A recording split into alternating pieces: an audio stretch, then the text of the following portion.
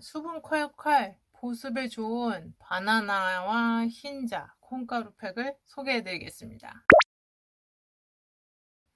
일단 전 기본만 베이스만 한 상태고요. 스킨하고 나이아신아마이드까지만 발라놓은 상태예요. 그럼 이제 바나나랑 콩가루랑 아보카도 오일이랑 해서 제조를 해볼게요. 재료를 가졌습니다. 여러분 냉장고에다가 혹시 바나나 얼려두고 쓰시는 분 있나요? 저는 냉동실에다 이렇게 바나나를 얼려두고 쓰거든요. 과자 이런 거 군것질 안 하는 대신에 이렇게 바나나를 얼려두고 아이스크림처럼 캔디처럼 그렇게 해서 먹어요. 그리고 얘네들은 지금 전자레인지에 돌려서 녹인 상태입니다. 여러분들은 그냥 생 바나나 무른 거 그런 거 쓰시면 돼요. 계란 흰자, 콩가루, 그리고 콩기름, 그리고 좀 점성을 높여줄 올리고당이고요. 여러분 꿀 있으시면 꿀 사용하시면 돼요. 저는 꿀을 찾기가 귀찮아서 그냥 올리고당 쓸게요. 어차피 식이섬유라서 괜찮아요. 제가 전 영상에서도 말씀드렸지만 저는 주로 먹기 때문에 아보카도 오일은 약간의 풍미를 더하기 위해서 정도만 사용을 하는데 이것도 피부에 쓰니까 굉장히 좋아요. 아보카도 함유량도 얼마 안 들어가 있는데 시중에 있는 건 되게 비싸잖아요. 자, 이제 섞어 볼게요. 일단은 여기다가 바나나를 넣어 주겠습니다.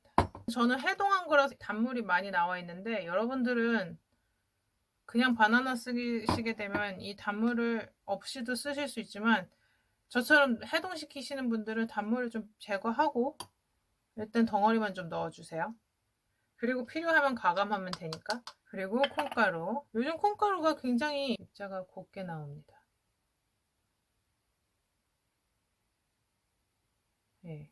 하지만 우리 눈에만 곱지 피부에는 스트레스를 줄 수 있기 때문에 일단 한 숟갈 넣고 여러분들 거 섞이는 거 보셔서 더 넣으세요. 얘네가 중간에 불거든요. 쉐이킷 이렇게 섞이고 있죠. 기본적으로 바나나도 점성이 어느 정도 있고 흰자도 있기 때문에 팩이 잘 떨어지진 않을 거예요. 기본적으로 밀가루 자체를 안 좋아해서 밀가루빵 사실 굉장히 맛있잖아요.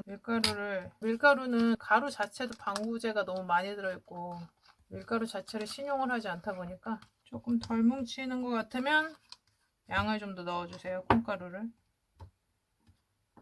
자, 저는 좀 더 충분히 넣어서 이렇게 됐죠. 제일 편한 건 블렌더에다가 가는 거예요. 근데 블렌더에다 갈면 너무 물처럼 돼버리니까. 그리고 기본적으로 저는 주스도 있고 블렌더도 다 있는데 웬만해서는 기계로 안 갈아 쓰려고요. 왜냐면 섬유질이랑 바이러민 같은 경우는 그 칼만 닿으면 다 파괴되니까 웬만하면 안 하려고 노력하고 있습니다. 자, 이제 어느 정도 됐으면 좀 밀도를 높이기 위해서 올리고당을 넣어줄게요. 그냥 먹어도 맛있을 것 같죠? 올리고당. 이렇게 해서 섞어주시고 나이가 드니까 건조한 게 너무 싫어서 웬만한 건 다 오일을 넣어주고 있어요. 저는. 그래서 아보카도도 조금 넣어주겠습니다. 기름기 좋아, 나는 오일 좋아 이러시는 분들은 많이 넣으셔도 되고요. 어차피 식용 오일이잖아요. 네, 체내 다 흡수되고 그리고 얘네들의 장점은 또 잘 씻겨 나간다는 겁니다. 색깔이 예쁘게 되고 있죠. 집에 거즈 있으신 분들은 거즈를 붙이시고 그 위에다가 올리시면 떼내실 때 좀 더 편해요. 근데 저는 맨살에 닿는 느낌이 좋아서 여러 가지 방법이 있어요. 얘를 먼저 올리고 마스크 시트를 덮는 방법도 있고 거즈를 올리고 그 위에다가 얘를 얹고 방치하는 경우도 있고 거즈 올리고 그 다음에 바나나 팩을 올리고 그 다음에 마스크 시트를 올리고 이런 식으로 샌드위치로 만드는 방법도 있고 그날그날 자기 피부 컨디션에 따라서 하시면 돼요. 내가 오늘 피부가 건조하다 그러면 여러 번 올리셔도 괜찮아요. 대신 피부가 쉬는 날은 꼭 만들어 주셔야 되는 거. 왜 애들 공부할 때도 자기주도 학습 능력을 길러줘야 된다 그러잖아요. 그게 모든 신체가 다 똑같아요. 얼굴도 마찬가지. 이 정도면 이제 걸쭉해졌죠. 이제 얼굴에 발라보겠습니다. 제가 말씀드렸듯이 항상 한 곳에 완전히 완벽하게 바르려고 생각하지 마시고 이렇게 섹션을 나눠서 바르고 또 바르고 하시는 거예요. 그리고 제가 세로덴 스패츌라를 쓰는 거는 피부에 가장 자극이 덜하기 때문이다.